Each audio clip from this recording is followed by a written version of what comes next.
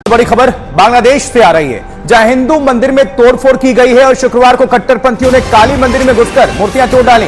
मंदिर में कोई सुरक्षा व्यवस्था नहीं थी, इसलिए हमलावर बिना किसी डर के मूर्तियों को खंडित कर पाए। द लाइव टीवी, सच सबसे आगे। नमस्कार, द लाइव टीवी आप देख रहे हैं, आपके साथ मैं हूं आदित्य कुमार। एक बार फिर से बांग्लादेश में हिंदू मंदिर पर हमला किया गया है, मूर्तियां तोड़ दी गई है, मूर्तियों को निशाना बनाया गया है। इसके पहले भी 1 साल पहले इसी तरह की घटना को अंजाम दिया गया था, जिसके बाद बांग्लादेश की सरकार ने, शेख हसीना ने तुरंत कार्रवाई करते हुए 4000 लोगों पर मुकदमा दर्ज किया था और कई लोगों को जेल भी भेज दिया था तुरंत। तो ये सब कार्रवाइयां दर्शाती हैं कि ऐसी घटना ना हो, लेकिन फिर से एक बार ऐसी घटना हुई है। तो अब सवाल यही है कि आगे क्या कार्रवाई बांग्लादेश की सरकार की तरफ से की जाएगी। लेकिन फिलहाल ये जो खबर है, ये अपने आप में दर्शाती है किस तरीके से नफरत का माहौल एक पैदा हो रहा है और नफरत बढ़ती चली जा रही है। देखिए, दैनिक भास्कर ने खबर लिखी है कि बांग्लादेश में हिंदू मंदिर पर हमला, कट्टरपंथियों ने काली मंदिर में मूर्ति को तोड़ा है, आधा किलोमीटर दूर तक उसके टुकड़े जो है फेंक दिए हैं। ब्रिटिश कालीन ये मंदिर था जिसमें यह तोड़फोड़ की गई है।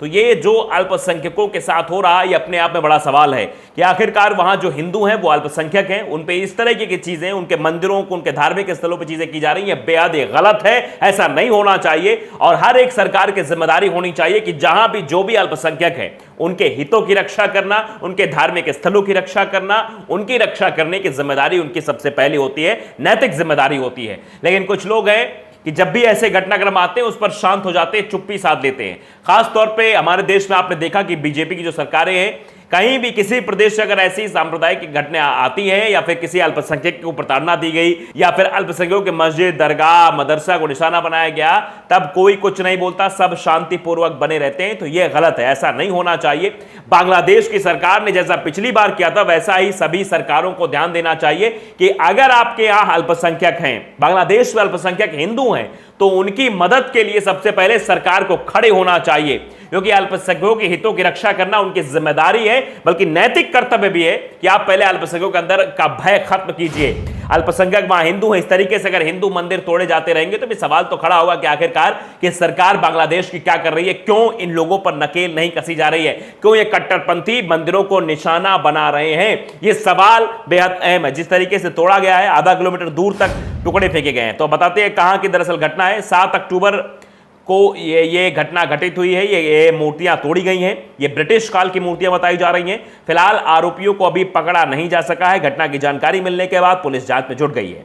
ये घटना जो है वो छेनदाह जिले के दौतिया गांव में हुई है। यहां काली मंदिर में तोड़फोड़ की गई है। आरोपियों ने मूर्ति का सिर मंदिर परिसर से लगभग आधा किलोमीटर दूर फेंक दिया। आरोपियों की तलाश की जा रही है। मंदिर समिति के अध्यक्ष सुकुमार गड्ढा ने कहा कि इस मंदिर में अंग्रेजों के जमाने से पूजा हो रही है। हमला रात करीब 3 से 4 बजे के बीच हुआ। मंदिर में कोई सुरक्षा व्यवस्था नहीं थी, इसलिए हमलावर बिना किसी डर के मूर्तियों को खंडित कर पाए। मामले की सूचना पुलिस को दी गई है। पुलिस आरोपियों की तलाश कर रही है। इस हमले में किसी व्यक्ति को कोई नुकसान नहीं पहुंचा, ऐसा बताया जा रहा है। बांग्लादेश पूजा सेलिब्रेशन काउंसिल के जनरल सेक्रेटरी चंद्रपान पोद्दार ने कहा कि यह घटना बांग्लादेश में 10 दिवसीय दुर्गा पूजा खत्म होने के 24 घंटे के अंदर हुई है। यह दुर्भाग्यपूर्ण घटना है क्योंकि पूरे देश में इन 10 दिनों में कोई घटना नहीं हुई है, यानी पूरे 10 दिन में कुछ नहीं हुआ। लेकिन अंततः वो कट्टरपंथी लोग जो नफरत फैलाना चाहते हैं, उन नफरती लोगों ने ये सब कांड किया है। पिछले साल की तुलना में इस साल दुर्गा उत्सव में काफी शांति से मनाया गया। ये मंदिर के जो वो हैं, ट्रस्टी हैं, वो भी ये कह रहे हैं कि बाकायदे शांतिपूर्वक सब कुछ मनाया गया, लेकिन 10वें दिन ये घटना की गई। पिछले साल भी दुर्गा पूजा के दौरान चांदपुर जिले में भीड़ ने हिंदू मंदिर पर हमला कर दिया था।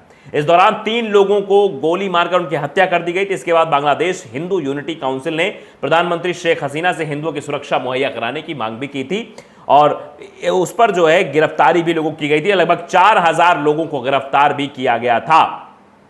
तो आप समझ सकते हैं ये किस तरीके से जो है कार्रवाई की गई थी उस वक्त, और ये सब चीजें निकलकर सामने जब आई थी, तब शेख हसीना ने, यानी जो प्रधानमंत्री वहां की हैं, उन्होंने सीधे तौर पर कार्रवाई करते हुए लोगों को जेल भी भेजा था। तो अब सवाल यही है कि जिस तरीके से ये हिंदू मंदिर में तोड़फोड़ हुई है, जिस तरीके से हिंदू मंदिर को निशाना बनाया गया है, ये अल्पसंख्यकों के हितों की रक्षा नहीं हो रही है। ये साफ तौर पर सवाल बांग्लादेश पर भी उठ सकते हैं। बांग्लादेश को भी इन सब चीजों पर ध्यान देना चाहिए। और कोई भी देश हो, हम ये कहना चाहते हैं, जो भी नफरती एलिमेंट है, जो फ्रिंज एलिमेंट है, जो भी ऐसे नफरत फैलाने वाले लोग हैं, उन्हें कतई बख्शा ना जाए, उनके ऊपर कार्रवाई होनी चाहिए। और ये देशों को सोचना होगा कि जो उनके यहां अल्पसंख्यक हैं, चाहे हमारे देश में मुस्लिम अल्पसंख्यक हैं, बांग्लादेश में हिंदू अल्पसंख्यक है और जहां इस्लामिक स्टेट है, जहां और हिंदू जो है मतलब अल्पसंख्यक है, उनकी रक्षा करना जिम्मेदारी सरकार की होती है। हम कई बार कह चुके हैं, उनके हितों की रक्षा की जानी चाहिए। उनके अगर मंदिरों की रक्षा, अगर अल्पसंख्यक हिंदू हैं तो हिंदुओं के मंदिरों की रक्षा होनी चाहिए। अगर किसी भी देश में मुस्लिम अल्पसंख्यक है तो मुस्लिमों के मस्जिद, मजार, मदरसों की रक्षा होना चाहिए, सुरक्षा होनी चाहिए। यह सरकार की जिम्मेदारी है और ऐसे मसलों पर शांत नहीं बैठना चाहिए। ऐसे मसलों पर त्वरित कार्रवाई करनी चाहिए ताकि एक एग्जाम्पल सेट हो सके कि दोबारा उस घटना की पुनरावृत्ति ना हो सके। लेकिन हमारे देश में जो सरकारें हैं वो शांत हो जाती हैं। ऐसे मसलों पर उनके जुबान से एक शब्द भी नहीं निकलता है। आपने कई सारी ऐसे घटनाक्रम देखे होंगे जब अल्पसंख्यकों के साथ प्रताड़ना होती है, किसी की दाढ़ी खींची जाती है, किसी को जबरन जय श्री राम बुलवाया जाता है, किसी चूड़ी वाले को मारा जाता है। कि बहुत सारी घटनाएं आपने देखी होंगी किस तरीके से अल्पसंख्यक को, चाहे उनका जो उनका घर हो, चाहे वो व्यक्तिगत तौर पर उनके साथ प्रताड़ना हो रही हो, चाहे उनके जो धार्मिक स्थल हैं, चाहे वो मस्जिद है, दरगाह है या मदरसा है, वहां पर भी कार्रवाई होती है, लेकिन सरकार उस पर कुछ नहीं बोलती है।